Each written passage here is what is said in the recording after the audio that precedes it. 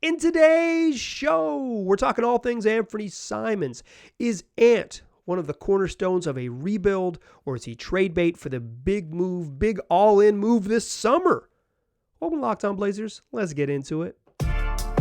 You are Locked On Trailblazers, your daily Portland Trailblazers podcast. Part of the Locked On Podcast Network, your team every day.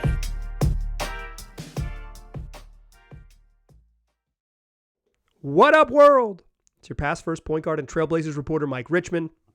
You are listening to another episode of Locked On Blazers, part of the Locked On Podcast Network, available wherever you get podcasts and also on YouTube. Coming at you every single weekday, Monday through Friday. So why don't you make it your first listen? Start your days with it. Tell your friends to do the same. It's Locked On Blazers, your team every day. In today's episode, we are continuing our series of season reviews. We talked Shaedon Sharpe earlier this week. We talked Jusuf Nurkic in yesterday's episode. Today, all things Anfernee Simons. A fascinating part of what they decide to do. Ant is either going to be one of the cornerstones of the rebuild. It's like if he's not the cornerstone of the rebuild, it's because Shaedon Sharpe is, but he's like, arguably if they pivot, he would be immediately their best player until Shaedon Sharpe passes him up on his way to multiple MVPs or whatever. But Ant is going to be one of the cornerstones of the rebuild. He's 23 years old. He's really good. And if they go young, you're going to keep Anfernee Simons and try to move forward with him as the next part.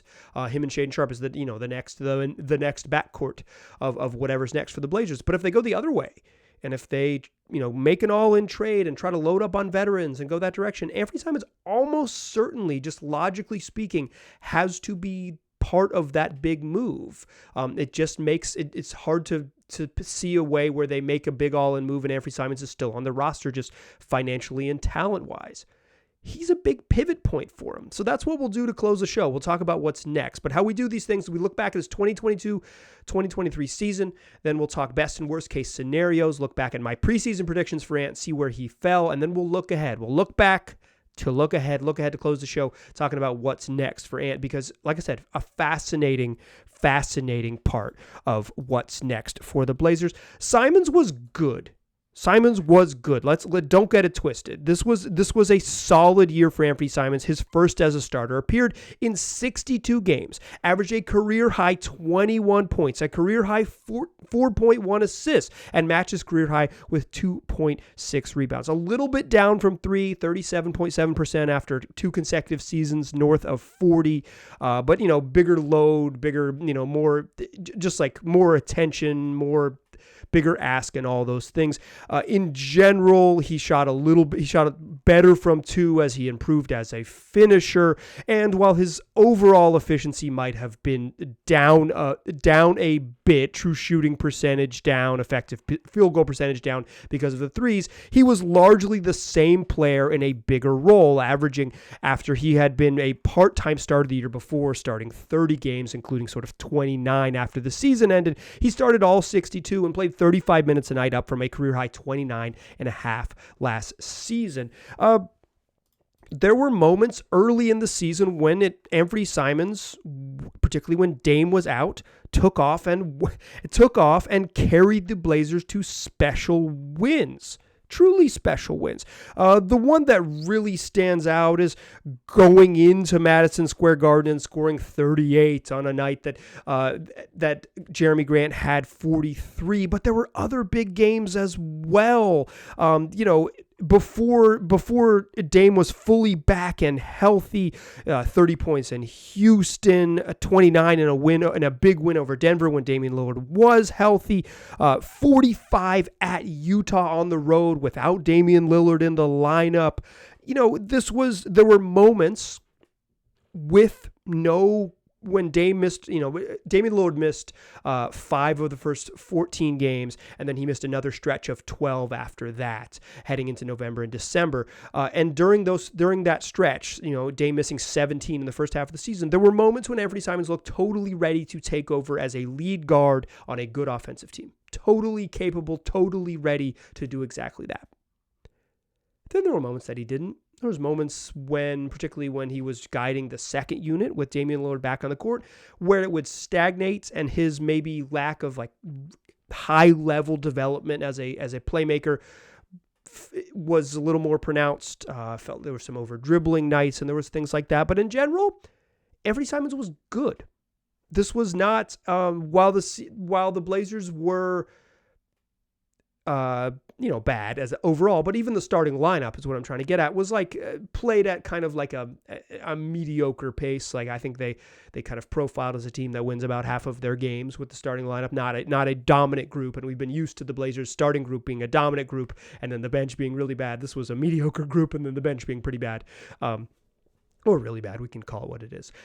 But Anfernee Simons was good. He got a chance to quarterback. He was the backup, he was the de facto backup point guard. He played that for the first time in his career, a starting role and the lead guard, quarterbacking, running, point guarding, I think is probably what the position is called in basketball, but I'm using a euphemism, leading that second unit. Bigger role, bigger ask, and stepped right into it, averaging 21, 4.5, and 3. Like, this was a dude who had a really nice season. His defensive struggles were pronounced because his backcourt mate is also bad on defense. But I would argue this is one of Anfernee Simons' best. I would think this was Anfernee Simons' best defensive year. And while he was still probably a below-average defender in the league, I think he made a little bit of strides being more attentive and more physical. His finishing numbers around the rim went way up. His drives per game also went up. In general, I think this was a very good Ant year for what he is. A guy who can score with efficiency and score on volume. The problem is that's maybe not the exact archetype, if you were sort of drawing up in a lab the perfect sidekick to Damian Lillard, it wouldn't be CJ McCollum with hops. You wouldn't say, okay, what's CJ McCollum like? Okay, what if we just make him like way bouncier, but relatively similar other than that? To no fault of Ant's own, he's not a perfect fit to the puzzle. But I think in general, this season was a good one and showed that he could step into a larger role, step into a bigger minute role without much drop in efficiency. Sure, he shot worse than 3 than he had in the previous seasons, but he also played 35 minutes a night and shot 38% from 3 on volume. It's a good shooter. This guy was taking threes off the dribble, an excellent 3-point shooter off the dribble, taking 9 threes a game, shooting 38% from 3.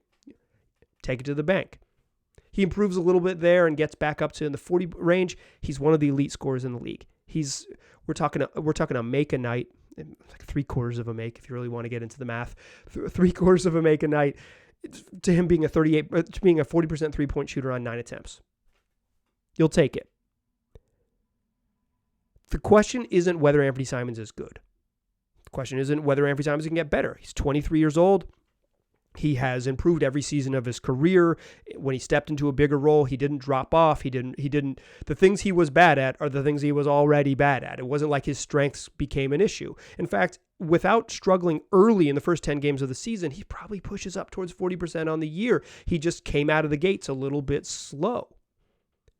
And much like the rest of the Blazers, the availability thing, he played in just 62 games. He was shut down for the final 10 games of the season, did not play after a win at Utah on March 22nd. The Blazers said, "You're too good to play," and they sat him down with a case of Wemby-itis.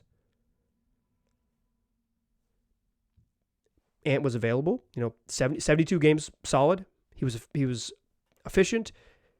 He did what he does well. It's a good season. There's no question that Ant is good and trending up, like I said. The question is that a good fit? So before we look forward, because I think that's the big question with Simons, I want to move backwards first and look at my preseason predictions from back in September and kind of figure out where Ant fit in those preseason predictions. And as we look back to what we thought he'd be coming into the season, then we'll move into looking ahead for what he can be next season or what might become of his future if it's somewhere else. But before we do that, I want to tell you about eBay Motors. For a championship team, it's all about making sure you have the perfect fit. Every player is the perfect fit, and it's the same when it comes to your vehicle. Every part needs to fit just right. So next time you need parts and accessories, head to eBay Motors. With eBay Guaranteed Fit, you can be sure every part you need fits right the first time around. Just add your ride to my garage and look for the green check to know the part will fit or your money back. Because just like in sports, Confidence is the name of the game. When you shop on eBay Motors, and with over 122 million parts to choose from, you'll be back in the game in no time. After all, it's easy to bring home a win when the right parts are guaranteed. Get the right parts, the right fit, and the right prices on ebaymotors.com. Let's ride. Eligible items only. Exclusions apply. All right. So what we do in these second segments and these player reviews, we look back to look forward. Heading into the season, I did season previews for every player that was on the roster, and I did a best case and worst case scenario setting the polls on what I thought their season would be. And it was best case scenario within reason and worst case scenario without injuries. We're talking what can happen on the court. So let's revisit Michael's from the past predictions about what this season, the 2022-2023 season, was going to look like for Anfernee Simons, his first year as a full-time starter. Take it away, Michael from the past. The best case scenario for Anfernee Simons is that nobody,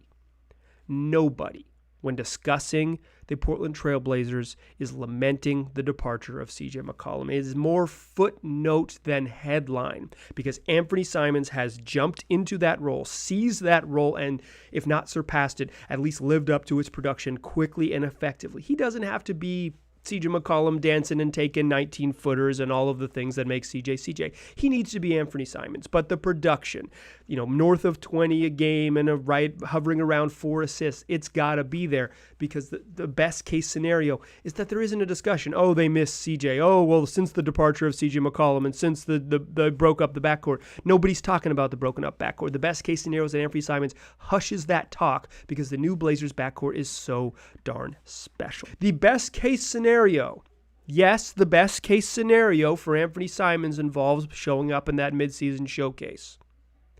I'm talking about the All-Star game. The best case scenario for Anfernee Simons, there is a real peak. There is a real peak where the absolute best case scenario for Anfernee Simons is that he is an All-Star.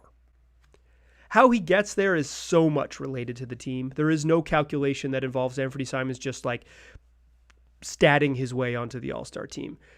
The Blazers get a second All-Star. They get Anfernee Simons in the All-Star game if they're one of the 4 best teams in the Western Conference. Like that's how good they have to be. His production will be there if they're one of the 4 best teams in the Western Conference. It won't be. It's not like Ant's going to average 14-3 and they're going to be a top 4 team in the West. So what's the worst case scenario?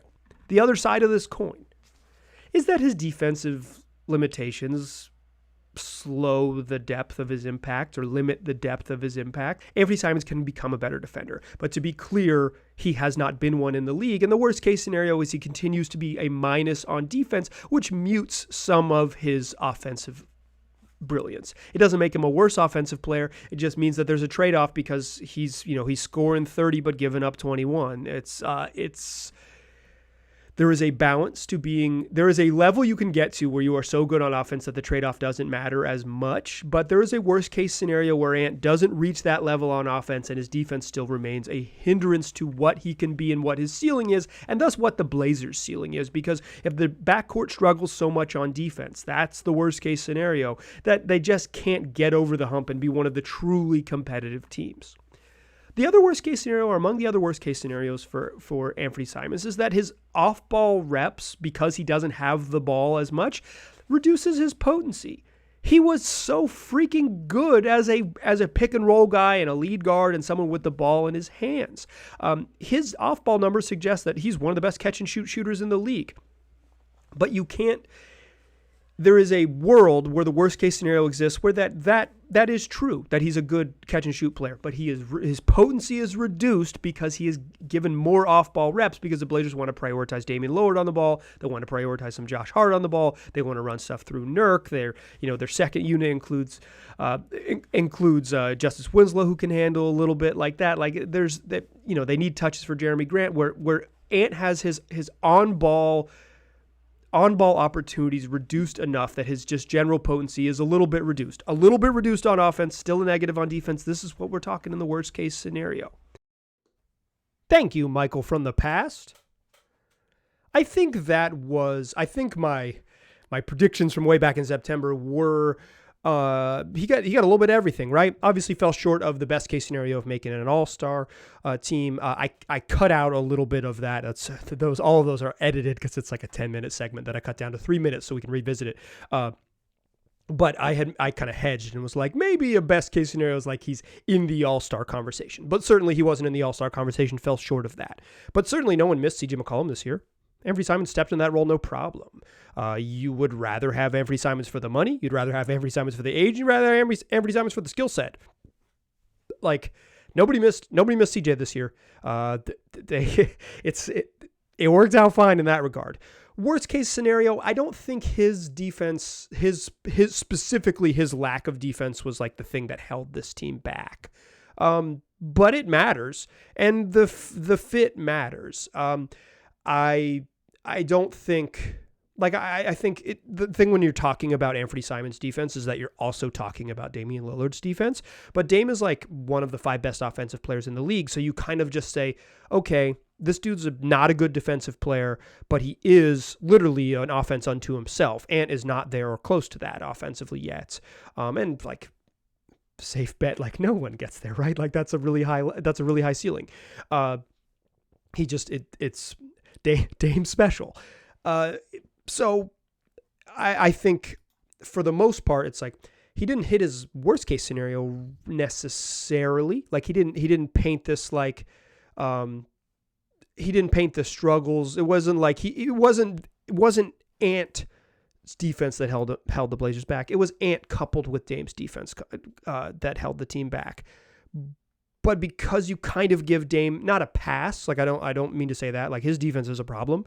It makes team building really hard to have a 6'1" elite offensive guard who gets picked on defense. It makes all the decisions harder. Sure, no doubt about it.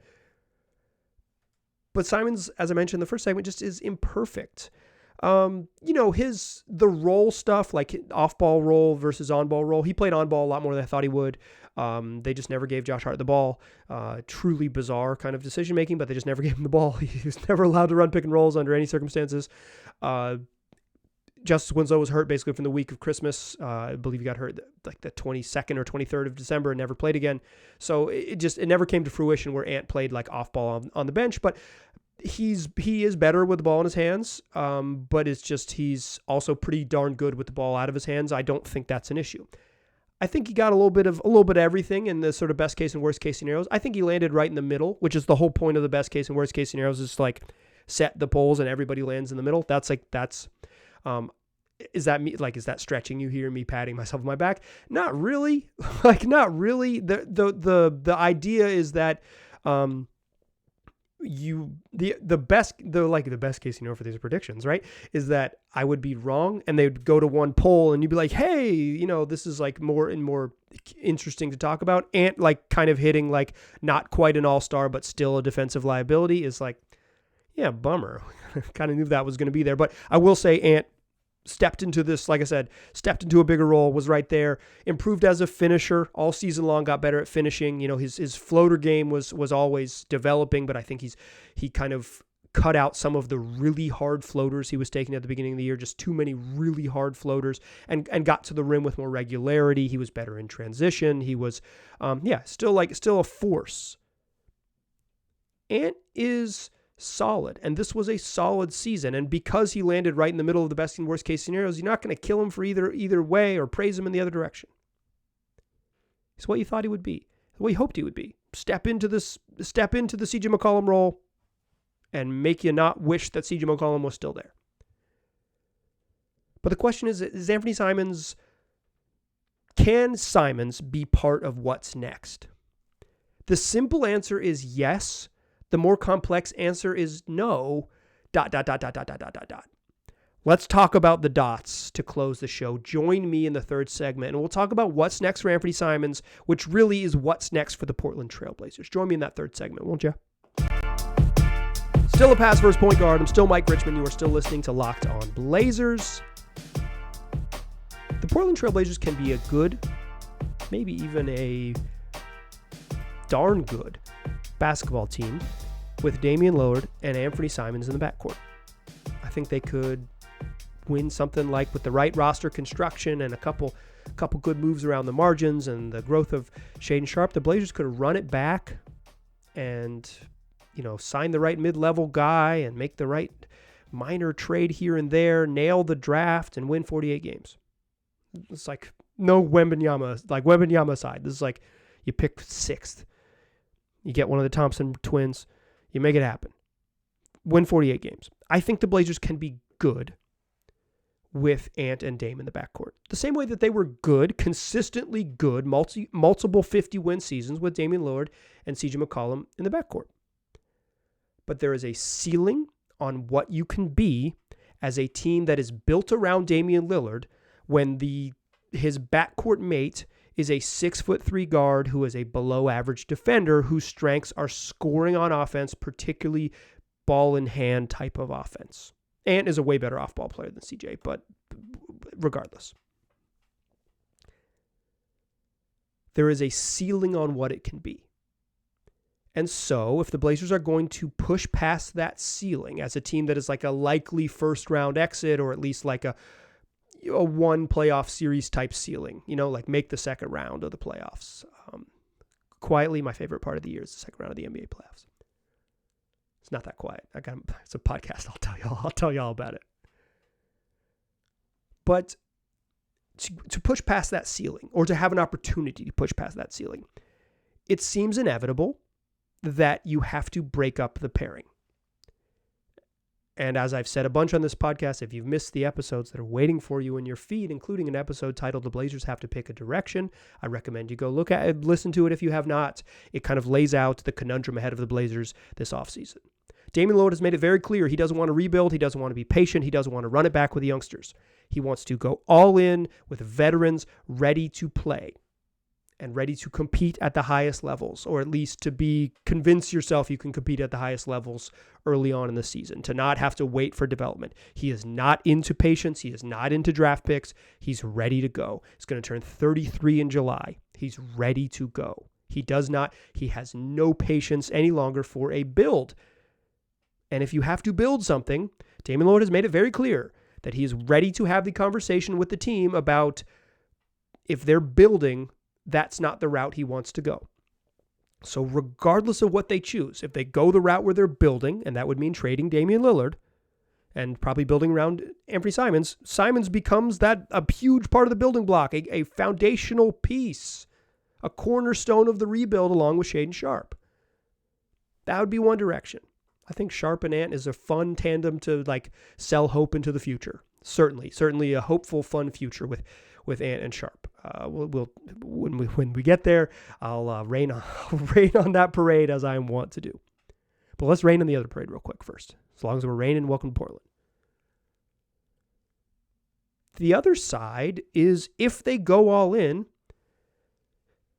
there is almost no way that Anfernee Simons can't be involved in the big trade for a variety of reasons. One, the money. He just finished the first of a 4-year, $100 million deal. So he's making about $25 million a year.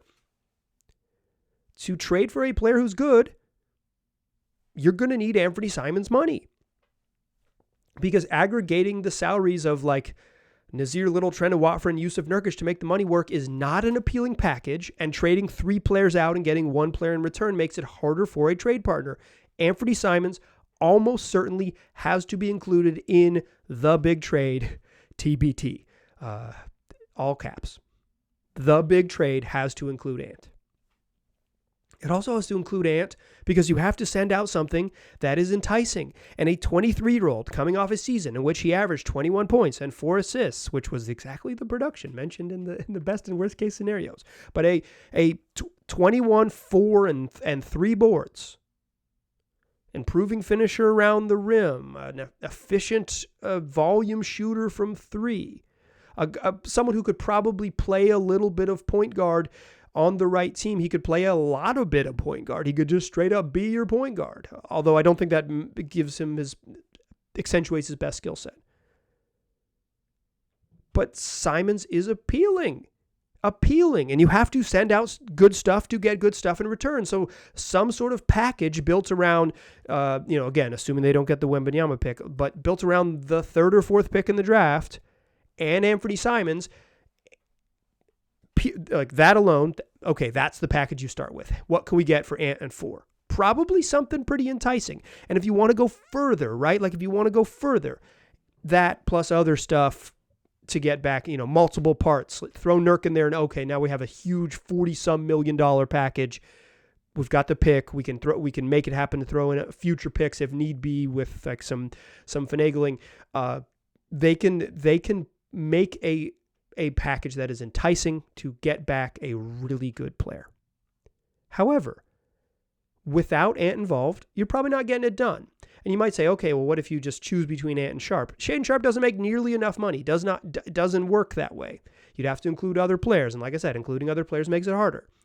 So the Blazers find themselves at a crossroads where Damian Lillard has said,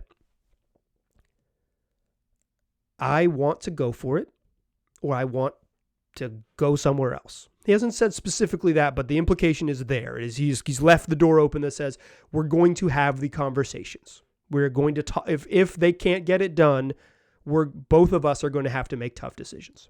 He has, my interpretation of it is that he said, we go all in on my timeline or you trade me. I don't think he's demanded a trade, but I think the implication is like, no more patience. I don't think it can be back in the we're being patient or we're being impatient with Dame scenario, because I think he has to be part of the trade. Like I said, I think an Ant and Dame ceiling is right in the middle of the playoff range, right? Like I think you can build a decent team. So in some ways, what I expect for Anfernee Simons' future, because that's what this episode is about, right? So we look back to look forward, is that he will either be part of a young team that builds, and he will be the guy, particularly early in the season as Shaedon Sharp gets his sea legs as a 20-year-old, and then he'll be like the 1A, 1B, and then if all things go to plan, he'll be the B, right? And Shaedon Sharp, 6'6" phenom, will be the guy who takes over, and he'll be the exact athletic two-way wing that everyone's always wanted. Anfernee Simons is either going to have a big old step up in what his role is and position in the franchise is, or he's going to play for another team. I don't see a middle path right now. There is a middle path. Absolutely. Absolutely. There's a world in which Dame, they can't get it done, and Dame there's like the trade partners or whatever that would offer for Damian Lillard. They don't meet what he wants, and he, harumphs his way back into Portland, and they run it back with slight tweaks around the edges. I think that is very unlikely. There's the non-zero chance for sure, but very unlikely. So the future of Anfernee Simons is either as the dude or as a guy who you're circling the calendar for December 11th when Anfernee Simons makes his return to the Moda Center. I don't see the middle path happening, and in some ways, Ant's future is the decision on the Damian Lillard era. Fascinating summer ahead. I don't have a feel for it other than I think if they go for it, Ant has to be the guy. But I don't have a feel for I don't even have a feel for his market necessarily, like what it is. I think in general, Blazer fans probably overrate what Ant's perception is out in the world. But I don't think, but I think the right team could easily talk yourself into it because he's coming off a good season, he's a good player. And if he is part of the cornerstone that you build around, 23-year-olds who just averaged 21 and 4, excuse me. A useful part to build into the future, like I said, to sell hope to the fan base on a long-term basis. Whatever happens with Ant, it's going to be super interesting, and it's going to mirror it is the biggest decision. Ant's future in some ways, like what they do is the biggest decision, and it all hinges on Ant. The biggest decision they've had to make since LaMarcus Aldridge left in the summer of 2015. A massive summer that pivots on Anfernee Simons, pivots on a bunch of stuff, but will impact Anfernee Simons' future. That's going to do it for today's show. Come back for tomorrow's show. We have fun. We do it every weekday. Make it your first listen. Appreciate you listening. I'll talk to you soon.